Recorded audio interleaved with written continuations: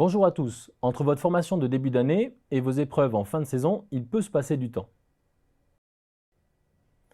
Je vais maintenant vous présenter les moyens de rester les plus performants possibles sur vos arbitrages durant toute la saison.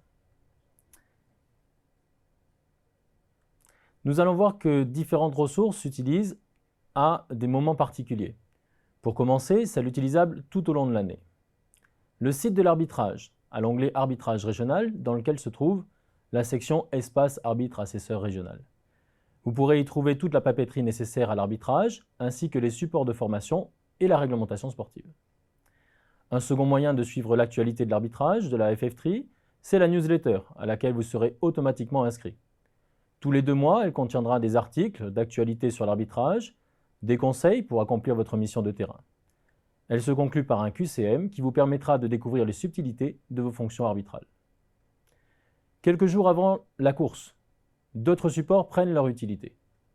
Pour commencer, ces vidéos règles de course que vous regardez actuellement. Il est fortement conseillé de regarder la veille de l'épreuve, celle qui se rapporte aux disciplines sur lesquelles vous serez amené à officier. À ces vidéos s'ajoute le livret de l'assesseur. Il vous permettra d'avoir les bonnes attitudes le jour de l'épreuve et vous rappelle les procédures arbitrales à appliquer. Enfin, sur place, il faut toujours avoir 2 supports en poche. La réglementation sportive, indispensable pour répondre aux questions des athlètes, car personne, même les plus expérimentés, ne la connaît par cœur.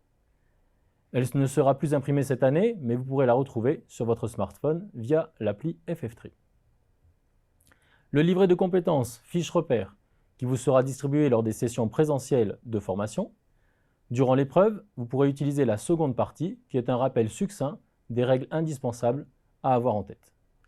À la fin de chaque épreuve, vous remplirez la première partie, votre livret de compétences. Il vous permettra de faire une auto-évaluation et ainsi améliorer votre pratique lors des prochains arbitrages de la saison.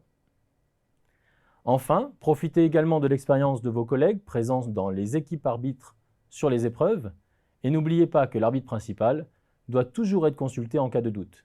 La décision finale lui appartient.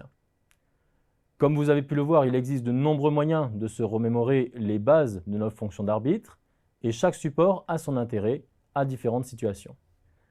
N'hésitez donc surtout pas à abuser des documents mis à votre disposition et à vous les approprier dès le début de la saison pour en faire un usage optimal le moment venu. Sachez que dans tous les cas, vos CRA et la CNA restent à votre écoute pour toute question que vous jugerez utile.